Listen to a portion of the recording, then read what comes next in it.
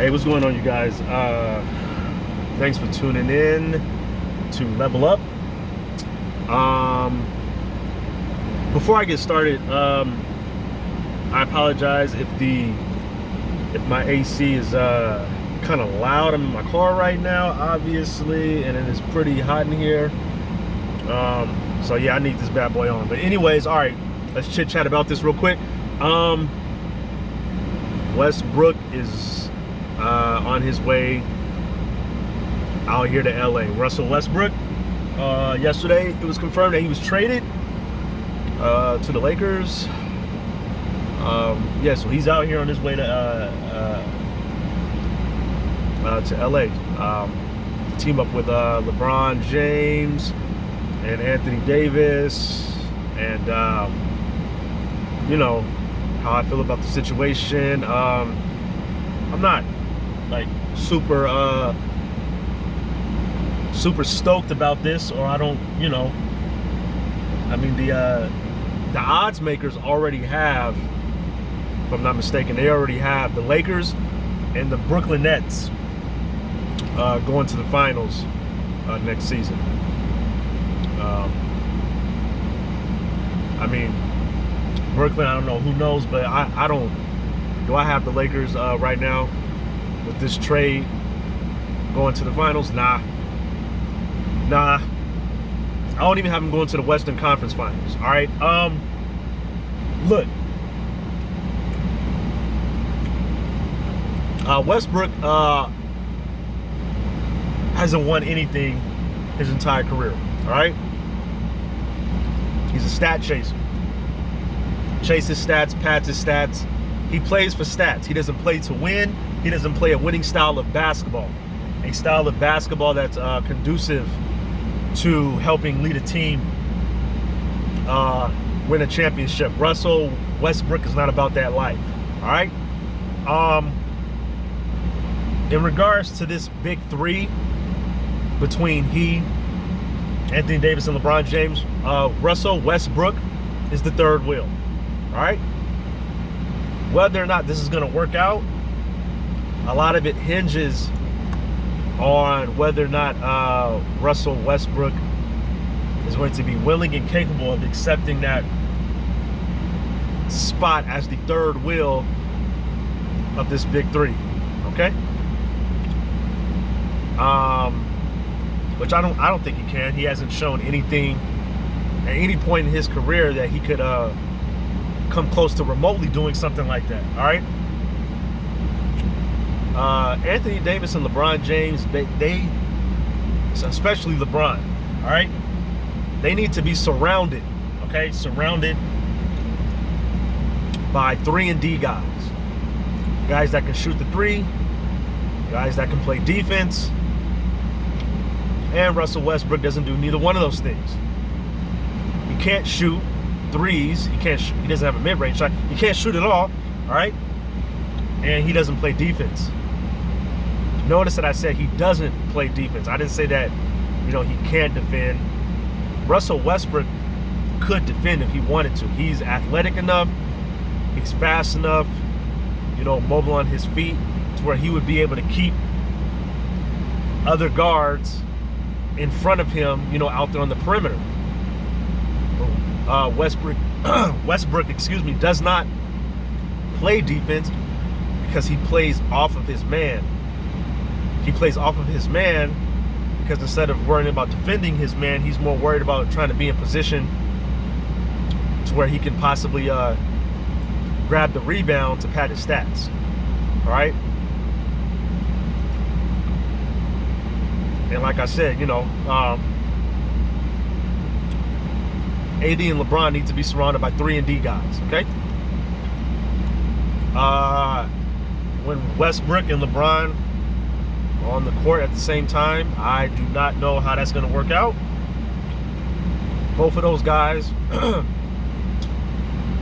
Westbrook and LeBron, are two very ball-dominant players who do not know how to play off the ball. Okay?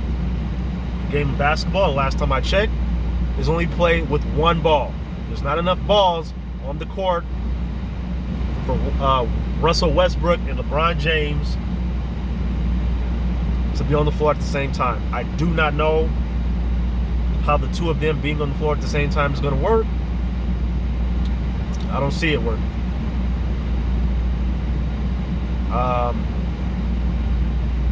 I just don't. I keep it a buck. I don't see it working. All right. Let me turn this down just a little bit. All right. Still got this AC on, but just turn it down a little bit. Yeah. So I mean, I don't know. I mean, another thing that I'm really concerned about, LeBron is not getting any younger, okay? Even though his fanboys still, I swear, like,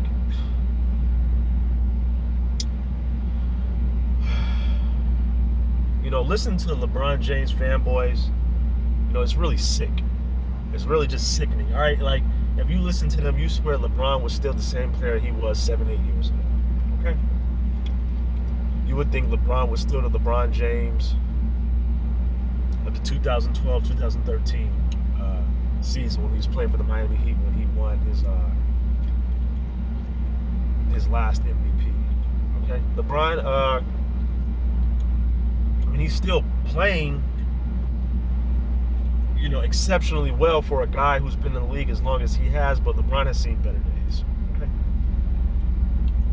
LeBron has definitely seen better days, whether his fanboys want to admit it or not. Okay, and last year we saw LeBron miss a substantial amount of games due to injury, and Anthony Davis missed a substantial amount of games last year due to injury, and that played a big part in the Lakers finishing so low in the playoff bracket and getting beat in the first round of the playoffs by the Phoenix Suns. Now, in terms of, look, Anthony Davis, all right, LeBron, I give LeBron a pass in this regard because LeBron has been in the league. LeBron is going into, what's LeBron going into? This is going to be his 19th season.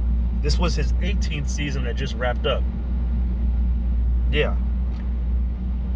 So he's going into year 19, okay? And, there's a lot of miles on those tires, okay? So at this point, LeBron James definitely is justified in him being on minutes restrictions and load management and all that stuff, because you got to try to preserve that guy and keep him healthy for as long as possible.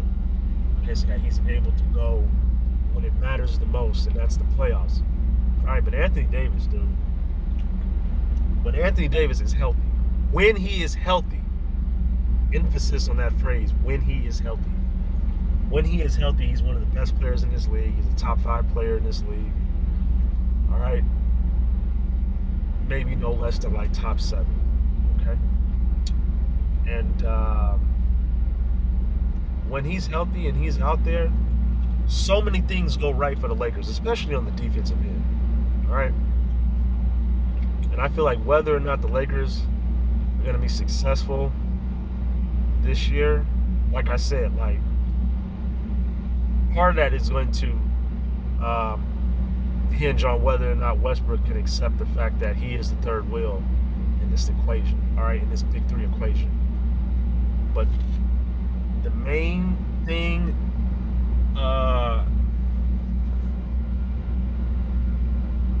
that is going to be the cause of whether or not this thing works or not, it's if Anthony Davis can stay healthy, okay? Anthony Davis is only 28 years old, all right? And he's an old 28. And by old, what I mean is that even though he's young, he's at the stage of his career where guys are peaking, guys are in their prime. These are his prime years, all right? And Anthony Davis can't stay healthy to save his life, all right? Anthony Davis has had injury issues since he's gotten here to the Lakers. He was injury prone when he played, missed a lot of time due to injury when he was playing in New Orleans, okay? And if LeBron or AD, or God forbid, both of them, are missing close to half or possibly a little more than half of the season due to injury, it's not going to work out, all right? Because Westbrook alone is definitely not enough to carry the Lakers in such a way that they would be legit contenders for an NBA championship. And I don't think, Westbrook and just AD or Westbrook and just LeBron is enough. Like, they need all three of those guys ready to rock and roll, as well as they need Westbrook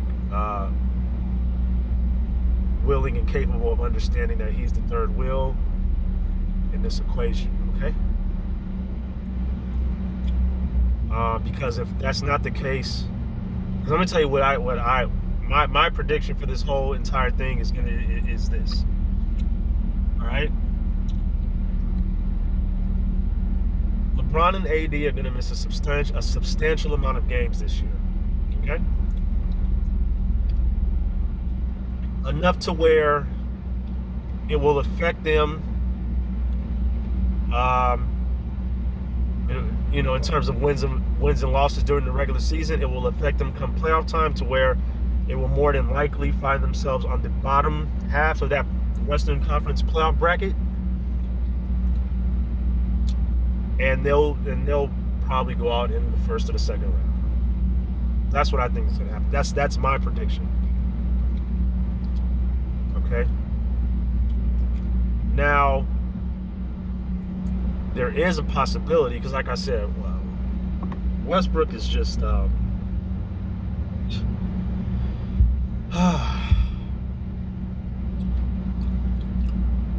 dude is a train wreck. He's a constant 24/7, 365 train wreck. I just imagine a train wrecking, and then the wreckage actually never comes to a stop. It's just like constant, just wreckage. Chaos, drama, havoc. All right? Fundamentally, he's a basketball degenerate. All right? And if you're a GM and you're serious about putting together a group of guys that can legitimately contend for an NBA championship, why the hell you would make room on your roster for Russell Westbrook? That's beyond. I don't quite understand that. Okay, I don't. I really just don't. And so there's a part of me, like I said, I don't think that this will happen. Okay, but there's a part of me that believes that this experiment will show itself to be a failure from the get-go, meaning that from the start of the season, things just aren't going right, And if that's the case, I can see a situation in which, straight off the jump, everything's going down the toilet, nothing's working right.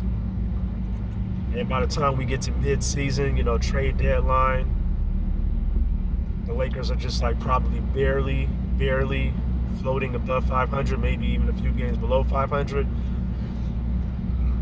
And, to get something of value, they dump Westbrook at the trade deadline. Okay, now I don't think that's not my prediction. I just gave you guys my prediction. Okay, I don't think that's going to happen. But if that did happen, I wouldn't be surprised. I would not be surprised if the Lakers are like, come January, and the Lakers are like, through the first, let's say, 48 games, the Lakers are like 24-24. All right. You just, at this point, you just can't put your money and bank on a team that has Westbrook on its roster. All right. If Kevin Durant would have never left OKC, Kevin Durant would have never won a ring. He would have never won a ring. Never. All right? And what I'm noticing, what I'm seeing online on social media, to try to get people out here in Southern California juiced about this trade, a lot of people are posting quotes from Kobe, quotes that he's, made in the past praising Russell Westbrook, and I mean that's all fine and dandy. You can praise Westbrook all you want, talk about how he's always going 100 miles an hour and this and that. At the end of the day, what has it gotten him? All right. Since Kevin Durant left OKC, Russell Westbrook hasn't even gotten out of the first round of the playoffs. All right. And he's come close to not making the playoffs a few times since then. All right.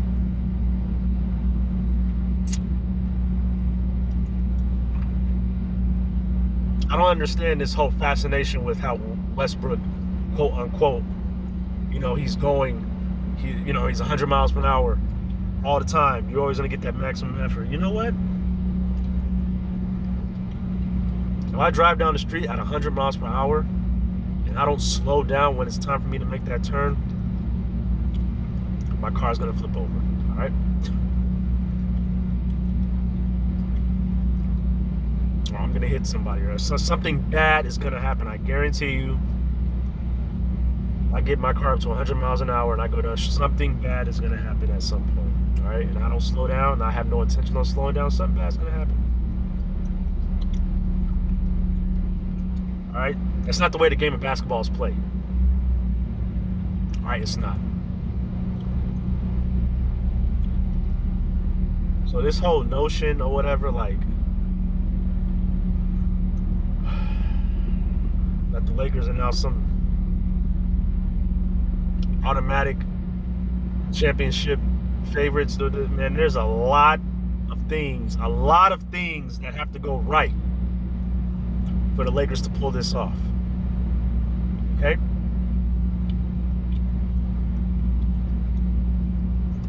And due to the fact that LeBron has been kind of injury prone over the last few years, and Anthony Davis has always shown himself to be injury prone, and Westbrook being the constant train wreck that he is, I see more things going wrong. I see with this equation, with this situation, I see more things going wrong than I do see going right. All right? I mean, the Lakers, they could win it all next year. They could. But there's a lot of things that have to go right. Between now and then, there's a lot of things that have to go right, and I just don't see it. I just don't see it. All right? I would have preferred had we gotten Chris Paul. And I'm not like the biggest Chris Paul fan. I haven't really been much of a fan. Personally, I haven't been much of a Chris Paul fan since he left New Orleans. All right? And I know Chris Paul too. Like Westbrook, Chris Paul has never won a championship, has never led a team to a championship. He's been to one NBA Finals. Like Westbrook has been to one NBA Finals, and he lost. Okay, we just saw Chris Paul lose after his team being up 2-0. We just saw his team lose to the Milwaukee Bucks. Shout out to the Milwaukee Bucks, the current NBA champions. All right? But even though, like Westbrook, Chris Paul has never won an NBA championship, overall, fundamentally, Chris Paul is a superior basketball player than Russell Westbrook, all right? He understands the game. He knows how to run an offense. He can play off the ball. Okay. So, obviously, if you were to have Chris Paul and LeBron, on the floor at the same time, LeBron being the ball dominant player that he is, he can still have the ball in his hand because Chris Paul can play off the ball. If LeBron's on the bench, of course, Chris Paul can run the offense. He can get AD his shots. He can get everybody else their shots, and Chris Paul, even though he may not be the defensive player that he once was, I still think Chris Paul's a pretty good defender. He's one of the better. He's still at this time one of the better defenders at the point guard position, since the majority of the point guards in the league currently right now, most of them suck defensively. Most of them suck. All right. So Chris Paul is able to still claim, himself to be one of the best defender, one of the best, guard defenders in the league, just by the sheer fact that most guards currently in the NBA can't guard a statue. All right. Chris Paul runs an offense better than Westbrook. He shoots better than Westbrook. He has a higher basketball IQ better than Westbrook. He plays defense. Westbrook doesn't play defense. But hey, we don't got Chris Paul. We got Westbrook, so we got to deal with that headache. It's just I wasn't really even too thrilled about LeBron coming here when he did, but he's here, and now we have Westbrook. Good Lord. I don't know. We'll see. We'll see what happens.